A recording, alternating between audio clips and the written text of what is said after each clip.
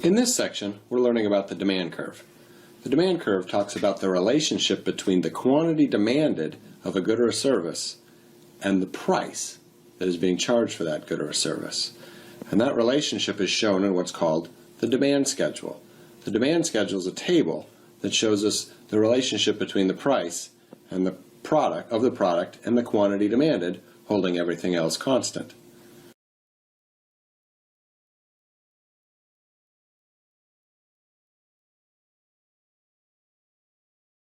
Demand curve.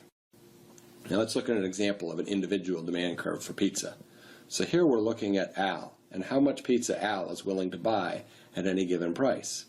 And we can see this in the table, which is called the demand schedule. So here at point A, if the price of pizzas is $10, Al is willing to buy 1 pizza per month. If the price of pizzas goes down to $8, Al is willing to buy more pizzas, or 4 pizzas per month. And we can show that up here on the demand curve as well, that point A is when there's a price of $10, Al is willing to buy 1 pizza per month.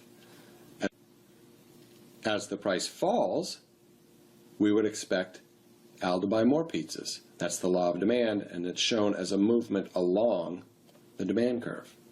Now we can see all these other points, C, D, and E, are other combinations of price and quantity, which represent the relationship of the price of pizzas and how much pizzas Al is willing to buy per month. Now let's put it together with another demand curve so we can look at what we might be interested in, which is the market demand curve. In most instances, what we really want to know is how much pizzas are demanded in the market, not for a given individual. So suppose there's 2 individuals in this market, Al and B. And we can see their individual demand curves here.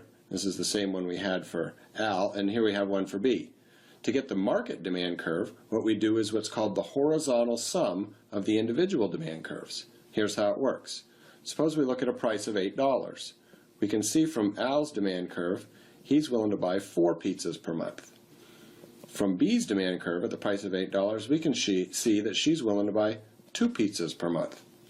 If that's the case, and Al and B make up the whole market, well then the total sum of pizzas that are demanded at that price are 4 plus 2 pizzas, and so the market demand curve would be 6 pizzas per month at the price of $8.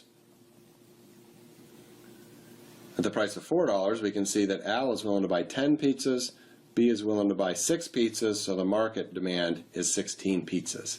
So we can see here's the market demand for pizzas. Now how does this all play together when we look at an entire demand curve? Well, this is Al's demand curve. We want to know 3 things about a curve in general. What does the curve mean? What is its slope? And what makes it shift? So what does this curve mean?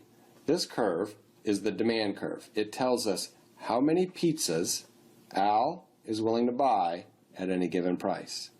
So we can look at a price of $8. This is Al's demand curve. He's willing to buy 4 pizzas per month. If the price goes down, say to $4, he's willing to buy more pizzas per month. So the curve tells us the quantity demanded at any given price. It also tells us Al's willingness to pay. So for 10 pizzas per month, Al is willing to pay $4. So that's what the curve means. What's the curve slope?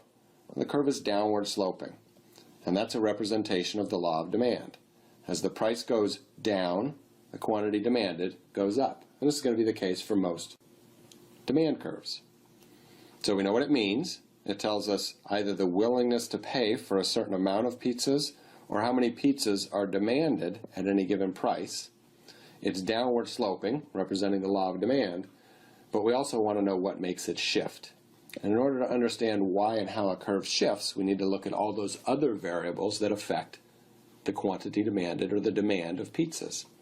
Remember, the demand curve is the relationship between the price and the quantity demanded, holding everything else constant. Well, everything else isn't held constant. We had lots of other variables that affected it. One of those was income. So suppose we allow income to change. What that would represent would be at any given price, say here at $8, where Al used to be willing to buy 4 pizzas per month, Al might be willing to buy more pizzas, and that's not a point on the demand curve anymore. So that's a shift of the demand curve. So anything which increases the quantity demanded of a good or service at every given price is going to increase demand or shift the demand curve to the right. Anything which decreases demand or lowers the quantity demanded of a given price, maybe it's a decrease in income or a change in the price of substitutes or complements that makes people want to buy less, is going to shift the demand curve to the left or down.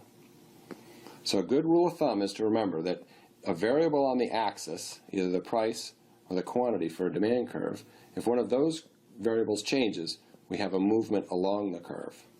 If any other variable changes, in this instance we had income, price of substitutes and complements, consumer expectations, and other variables, if those things change that affect demand, what we'll see is a shift of the demand curve. So those are the three things we want to know about every curve, and that's what we see for the demand curve.